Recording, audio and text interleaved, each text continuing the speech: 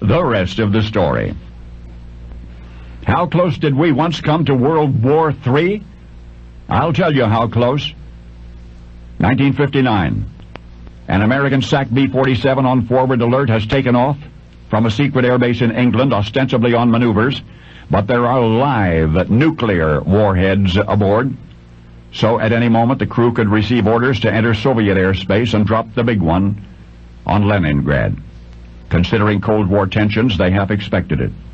The B-47 is above the clouds now, following a prescribed course. Below should be the White Sea.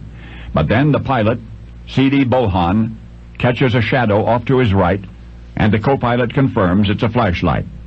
Flashlight, that's the NATO code word for the Yak-25, a Soviet twin-engine interceptor designed and built for one purpose, to shoot down B-47s. Something has gone terribly wrong. Somehow the American plane's navigational equipment has let them down, has guided them into forbidden skies. That flashlight can cut them to pieces in a second. Both pilots knew that. But the B-47 has its own radar-aimed guns, so it could be a double funeral.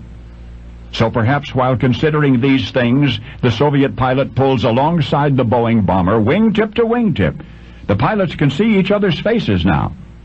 It's a stare down on the dawning of doomsday. And suddenly there's a voice on the B-47's radio, English spoken in a heavy Russian accent. "You are approaching the Soviet Union. What is your intention?" Captain Bohan, calmly as possible, tells of the equipment failure and asks, "May we turn around and go home?" The following silence is taken as a negative. The options are dwindling by the second. If the Yak downs the American plane, a worldwide nuclear war has begun. If the Russians try to force the B-47 to land, she will resist with everything she's got.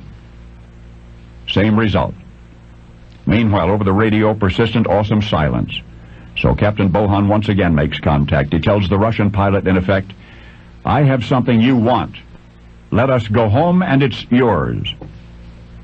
It's a gamble, but it's all they've got. They've already committed an unauthorized breach of radio silence. They know all of the regs against passing information or equipment to the enemy, but it's the world we're talking about here, so the Americans roll the dice.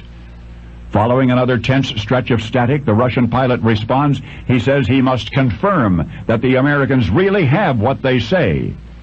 And with that, the Yak rolls out, up and over, until it is flying upside down, canopy to canopy, with a Boeing bomber. And after completing visual verification, the Russian rolls back out.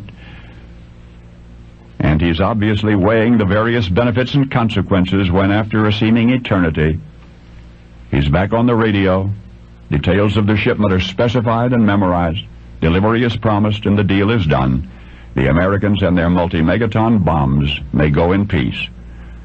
And thus, once upon a nightmare, was everything we know ever so quietly pulled back from the brink of oblivion, not through the wisdom of any government, but because two pilots, two people, kept their heads and jettisoned the rules and made a trade, the planet, for an irresistibly fascinating trinket, the B-47 Navigator's genuine American wristwatch, the $2 Timex that saved the world. And now you know the rest of the story.